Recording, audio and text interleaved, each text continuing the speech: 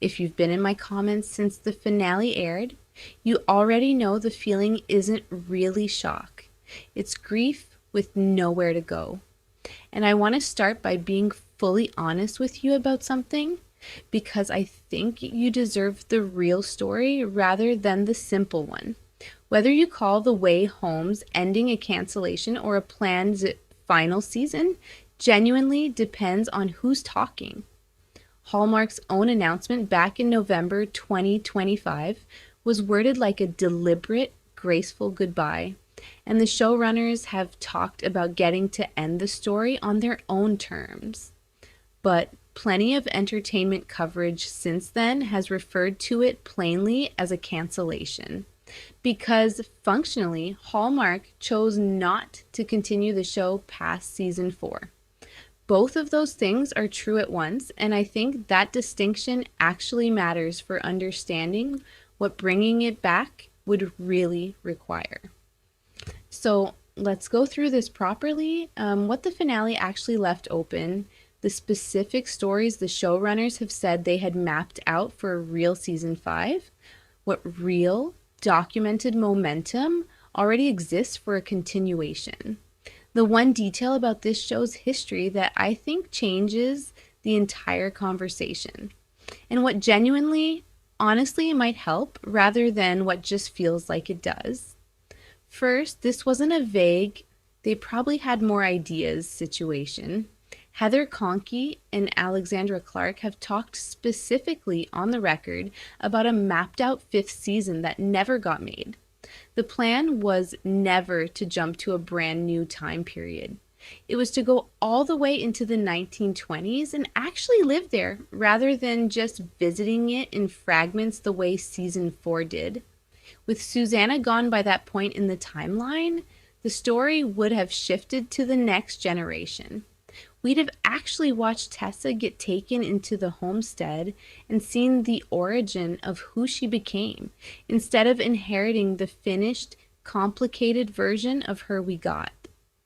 Clark has said directly that they wanted to explore Griffin and Tessa's relationship properly, building all the way up to the jump itself and showing what life actually looked like the moment they landed on the other side of it.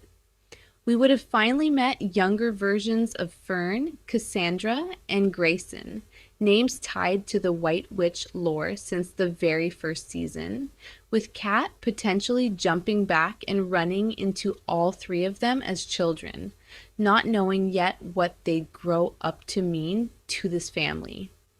Conkey has also said her biggest personal regret is not giving Jacob and Abigail more time, and that season 5 was meant to show the messy, real version of him actually building a family rather than the compressed version the finale had to deliver.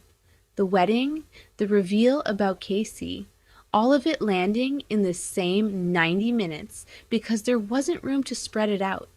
And Conkey specifically named expanding Max and Alice as a major priority, since Alice made a huge choice about her future at the end of season 4. The plan was to actually sit with the consequences of that, asking whether she was doomed to repeat her mother's mistakes or could break the cycle entirely, rather than ending on the choice itself with no room to show us what it actually cost her. I also think it's worth naming something the finale technically resolved, but never let us witness. Kat and Elliot are engaged by the end of season 4. We got the proposal, the ring, already home playing underneath it, the scene that reportedly left the entire cast in tears on their last day filming at the farm. What we didn't get was the wedding itself. The show gave that ceremony to Jacob and Abby instead, deliberately, because the showrunners said 2 weddings in one finale would have diluted both of them. That's a genuinely good creative reason, but it also means one of this show's 2 central couples has a wedding sitting right there, fully set up, that a real season 5 would have had the room to actually show us. There were also 2 specific mysteries the showrunners have all but admitted were left dangling on purpose. Where did Kat and Alice actually jump to at the very end in that final unfollowed leap into the pond? And why does Thomas know the house is blue? A detail Clark has teased connects to something deeper about his place in this family's history that we were never shown. And there's a smaller, almost playful thread worth mentioning too.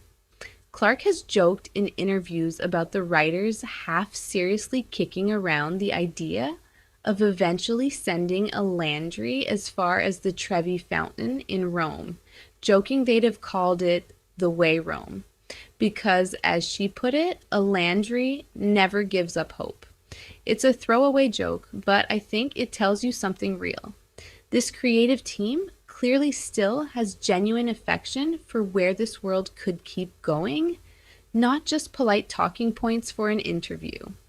Now, the real, documented momentum for getting any of that back. Clark told TV Insider directly on April 13th that the door is never closed when it comes to a revival, adding, "There will always be questions in our show, even near the end. So it's always nice to leave people going, well, I wonder if," and here's something I think is genuinely the most important piece of context in this whole conversation. This show was not originally developed for Hallmark at all. Clark has said in interviews that The Way Home was first developed with Lisa Hamilton Daly, an executive at Netflix. When Daly left Netflix, she brought the project with her to Hallmark, and Hallmark agreed to make it without changing a single thing about the original pitch. Clark has specifically said they didn't have to alter one element of the pilot to make that move work. Think about what that actually means. This isn't a Hallmark original that Netflix would be rescuing from a network it has no history with. This is a show that started its life as a Netflix idea, got picked up somewhere else because the executive who believed in it happened to change jobs, and has spent 4 seasons quietly finding its biggest audience back on the platform it was originally meant for in the first place. That's not a loose parallel to how Manifest or Lucifer got saved. Those shows earned their way onto Netflix's radar purely through post-cancellation streaming performance. This show already had a relationship with Netflix before a single frame of it was ever shot.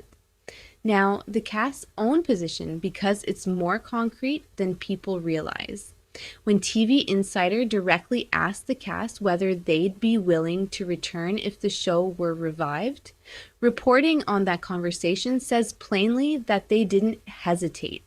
Andy McDowell, Chyler Lee, Evan Williams, Sadie LaFlamme Snow, the people who'd actually have to say yes for any of this to happen, have already indicated they would. That's not nothing. Plenty of revival conversations die quietly because half the original cast has moved on to other things and isn't available or interested. That doesn't appear to be the obstacle here at all. And the fans have said this loudly and publicly on the show's own official channels, which is different from anything I'd want to manufacture for you.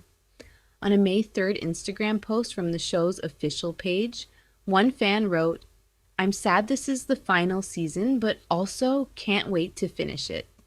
Another responded, "Maybe there can be a sequel/spin-off?" And someone else wrote directly to Hallmark, "At Hallmark Channel, please don't let this be the final season." Those are real documented comments from the show's real audience, not anything I'm inventing for effect. Now, I want to be honest again about the other side of this because false hope isn't actually kindness. Netflix has genuinely pulled back from the rescue canceled show's playbook it ran with Manifest and Lucifer. As recently as December 2025, reporting noted Netflix canceling several of its own shows outright rather than reviving anything, with one outlet flatly saying that era seems to be over now. When Netflix did save Manifest and Lucifer, the actual decision-making came down to hard data, completion rates, international demand, what analysts called travelability, meaning how strongly a show performs outside its home country. Manifest creator himself has talked about the surreal experience of watching his canceled show suddenly sit at #1 on Netflix for weeks in a row before the revival call ever came. That's the bar a genuine streaming rescue actually has to clear. So, if the hope here is a clean manifest style save, the honest answer is that it's genuinely less likely today than it would have been a few years ago. And it would still require the way home to be putting up that same kind of undeniable sustained number. But there's more than one path back.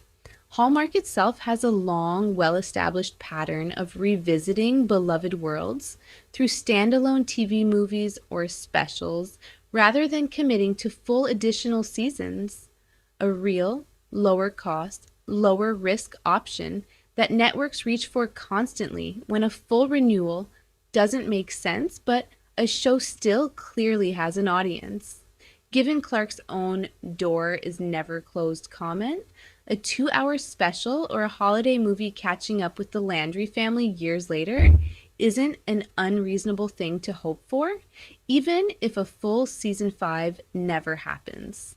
So here's what I'd actually say helps, if anything does.